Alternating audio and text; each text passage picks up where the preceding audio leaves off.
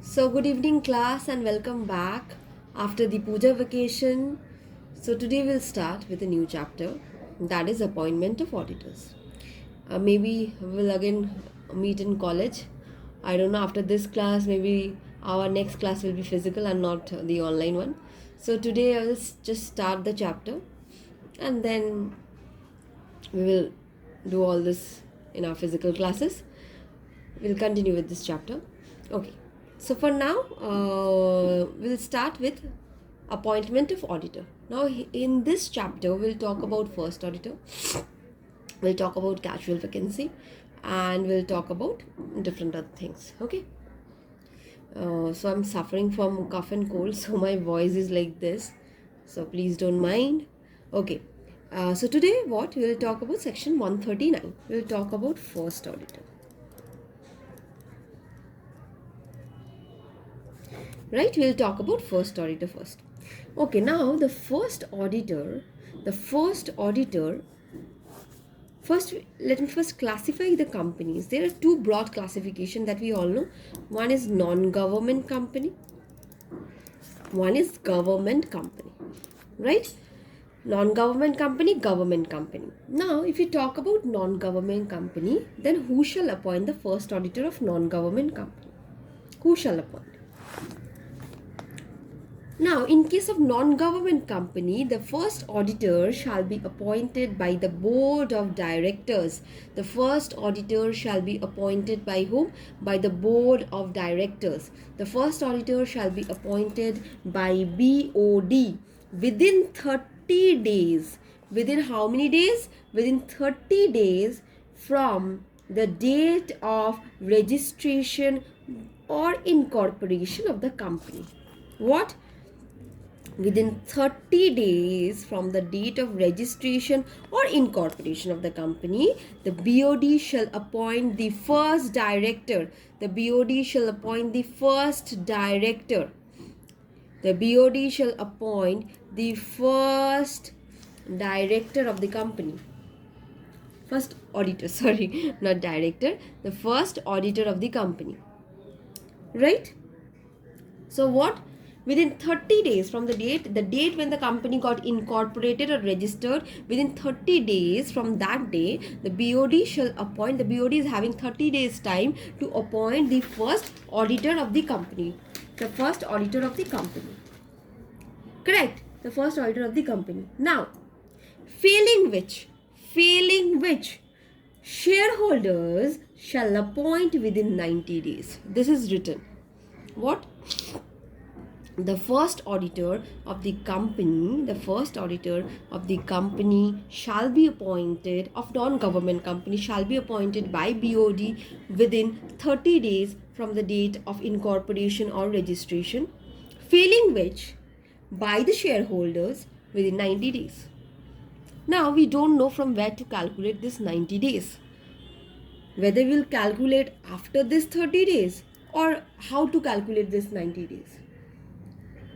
So, this 90 days will be calculated also from the date of incorporation and registration. Means what? All total, if we see, we are having 90 days only. In the first 30 days, the BOD, we are giving chance to BOD for appointing the first auditor.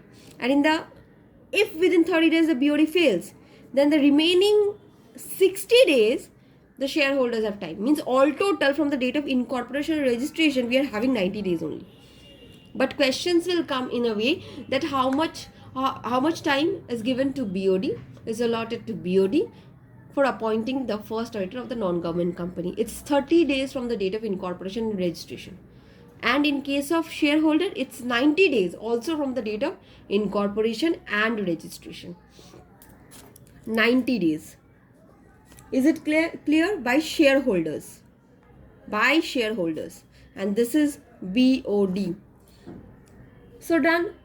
So who will appoint the first auditor of non-government company? In case of non-government company, the first auditor is to be appointed, shall be appointed by BOD within 30 days from the date of incorporation or registration, failing which by the shareholders within 90 days.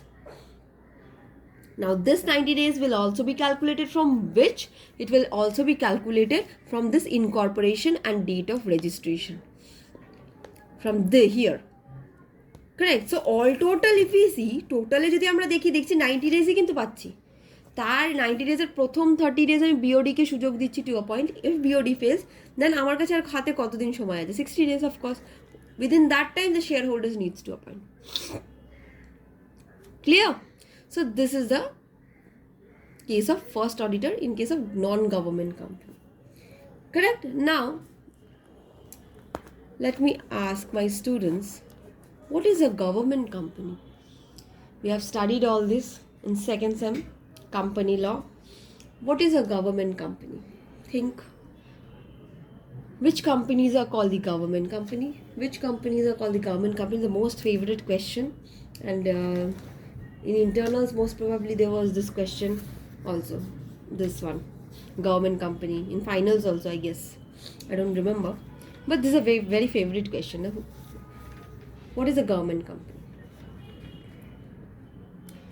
Whose at least, a government company is what? A company whose at least 51% of the paid up share capital is held by CG or SG or by both.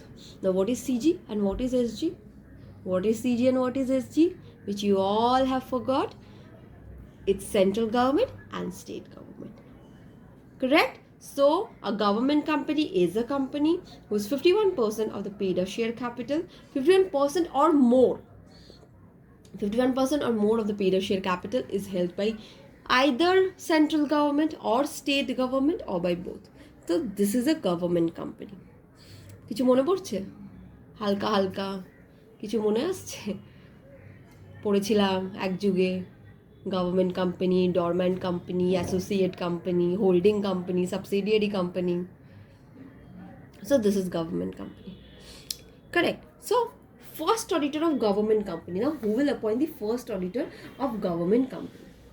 Now the first auditor of the government company shall be appointed by CAG. Shall be appointed by who? CAG. Within 60 days of incorporation and registration or registration. So who will appoint the first auditor of government company? The first auditor of government company will be appointed by CAG within how many days? Within 60 days. Within 60 days from the date of incorporation and registration. Correct? Incorporation and registration. So who is CNAG? Who is CNAG? What is the full form of CNAG? It's Comptroller and Auditor General of India. So who is CNAG? Comptroller, not controller. Comptroller and Auditor General of India. Comptroller and Auditor General of India. So this is CNAG. And whenever we will talk about government company, the most important thing that we will know is about CNAG. CNAG is everything in case of government company.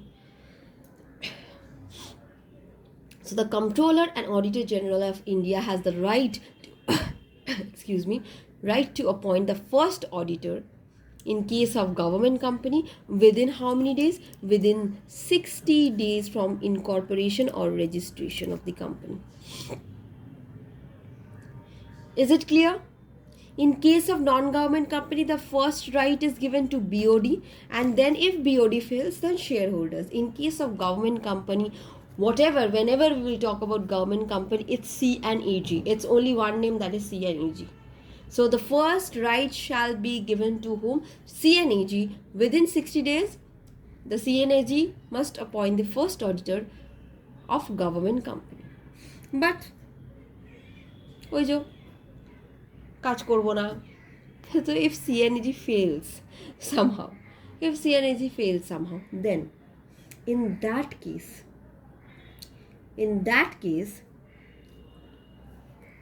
BOD within next 30 days BOD within next 30 days. Failing which, shareholders within 60 days. This will be written in your book. কি বলছে? The first auditor of government company shall be appointed by CNAG within 60 days from the date of incorporation or registration, failing which by BOD within the next 30 days, failing which by shareholders within 60 days. So বলতেটা কি চাইছে? বলতেটা কি চাইছে? কেউ কি বুঝতে পারছে what the law is trying to say? What can we interpret from this line? So, if CNAG fails to appoint the first auditor, then next right of appointment will be given to BOD within 30 days. 30 days. Now, if BOD also fails, BOD ও কিছু কাজ করলো না, then the right goes to the shareholders within 60 days. Next 60 days. Next 30 days. So here it is said that CNAG will be given 60 days of time from incorporation and registration. But once this 60 days ends and we find that CNAG have failed to appoint the first auditor, then the right straightly goes to whom? BOD for within the next 30 days. Means after this 60 days, within the next 30 days, we are giving time to whom? To BOD. Now if BOD also fails, then the right passes on to whom? The shareholders within the next 60 days. But that doesn't mean that after within the next 60 days will be calculated after the BOD's time period expiry. No, this 60 days will be calculated from the expiry of the time period given to CNAG. So both this 30 and 60 days will be calculated after the expiry of this 60 days of time that was given to CNAG. Do you understand? So what this means, it is not that when we are talking in the next 60 days, that doesn't mean that after the expiry of BOD's term, again 60 days time will be given to shareholders. No.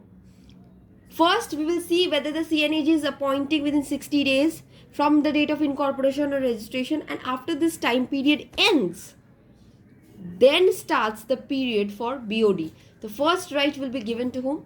Will be given to BOD. The first right will be given to whom? Will be given to BOD.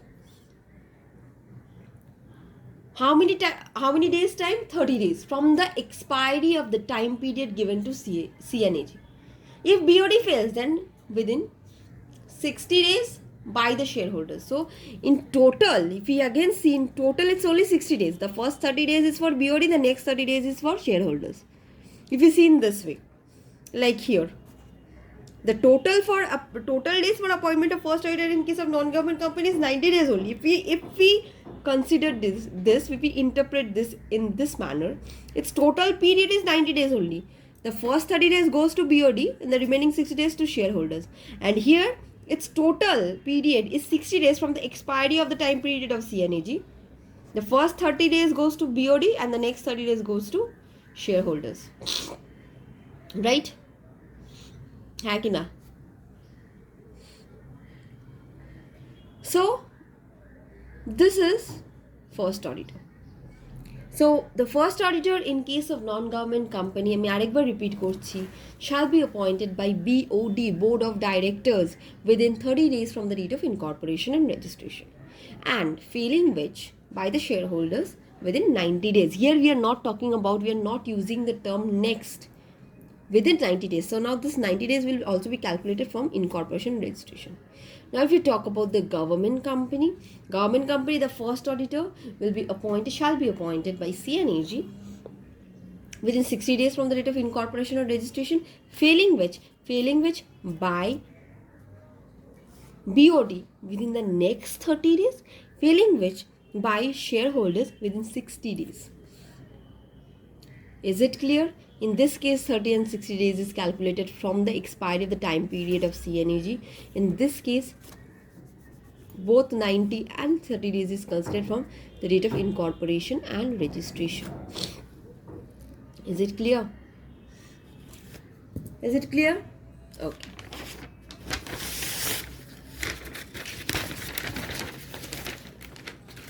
Next, what is the time period? The first auditor shall hold office. The first auditor shall hold office till the conclusion. The first auditor shall hold office till the conclusion of first AGM. The first auditor shall hold office till the conclusion of the first AGM. Means whenever the company's first AGM is occurring, the first auditor will hold office till that time. Clear? The first auditor shall hold office. The first auditor shall hold office till the conclusion of the first AGM. Is it clear? Is it clear? Okay. This is one concept. Now suppose if BOD fails, if shareholder fails,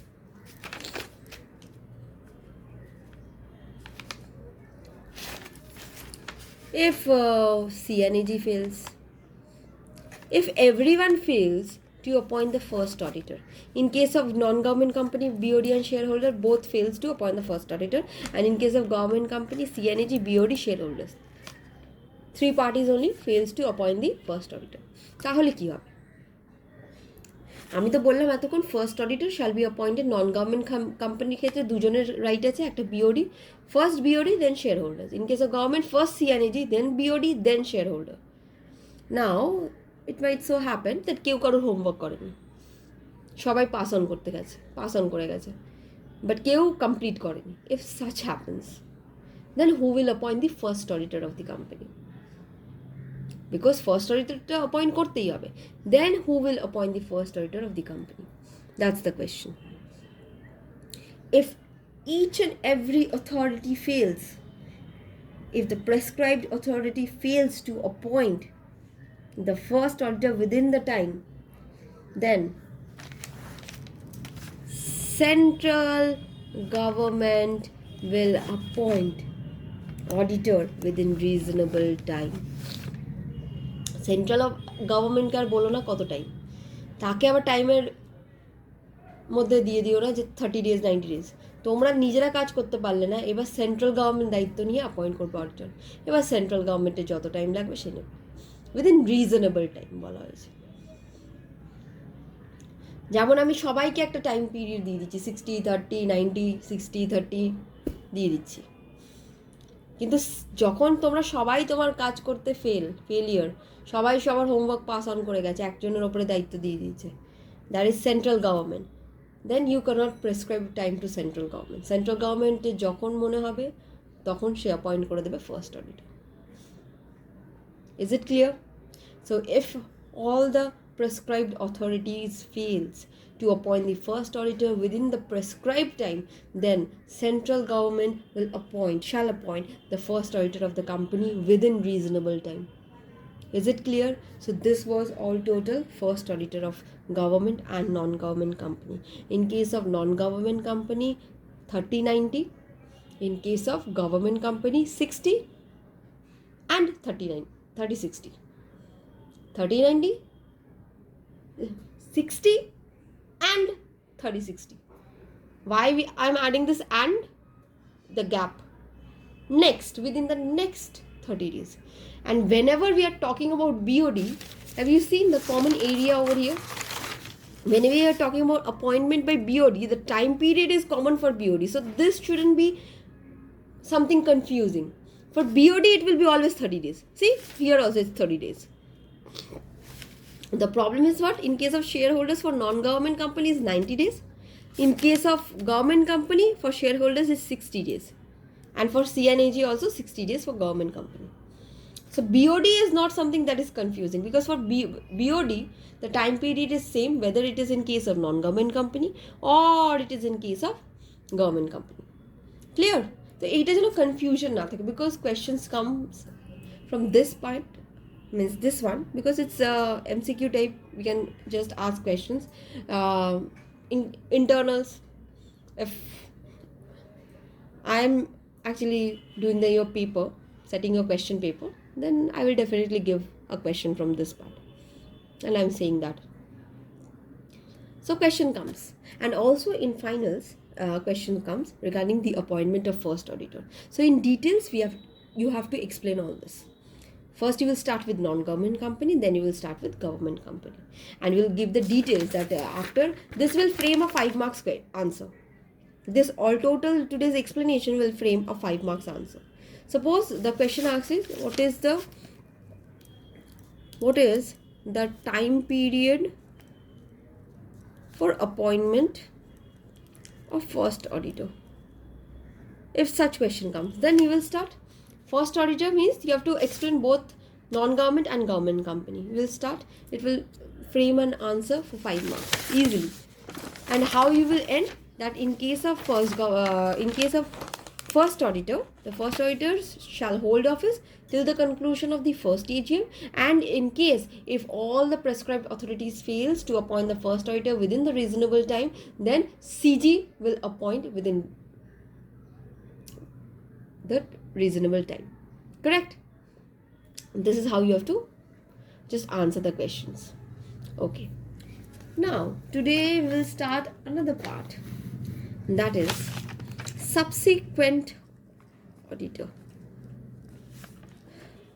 First step or it will not be second auditor, of course. Second, third, fourth, এইভাবে count হবে না. First step or subsequent auditors. এবার যত auditor appoint হবে. It's not possible for company to count like second, third, fourth, fifth, sixth. So subsequent auditor. Appointment of subsequent auditor. Now, in case of non-government company, subsequent auditor shall be appointed when we need a subsequent auditor, because at the first we are having the first auditor. After the company gets incorporated, registered, we are having the first auditor. Then when we need the subsequent auditor, the subsequent auditor shall be appointed by the shareholders in the first annual general meeting. What? See the connection. The first auditor will hold office till when? Till the conclusion of first AGM. Means once the first AGM ends, means once the meeting ends, the time period of first auditor ends. So in the first AGM only we have to decide our next auditor, that is our subsequent auditor. So in case of non-government company, the subsequent auditor shall be appointed by shareholders in the first AGM. Very first AGM only we will decide our subsequent auditor. And the time period for the subsequent auditor for holding office is what? For the next 5 years. The first auditor holding office till the conclusion of first AGM. Now after this, in this first AGM meeting, we decided our subsequent auditor. Now this subsequent auditor will hold office for 5 years. 5 years. Third, fourth, fifth, sixth. Means this subsequent auditor will hold office till the conclusion of the 6th AGM. This subsequent auditor shall hold office till the conclusion of the 6th AGM. Yes or no? See, 1, 2, 3, 4, 5, 6. Because in the first AGM, the auditor is being appointed. The first AGM, the auditor is being appointed. So for the next 5 years, the auditor will hold office. So the auditor is holding office till when? Till the conclusion of the 6th AGM. Is it clear? So the first AGM is what? In that meeting, the subsequent auditor is being appointed.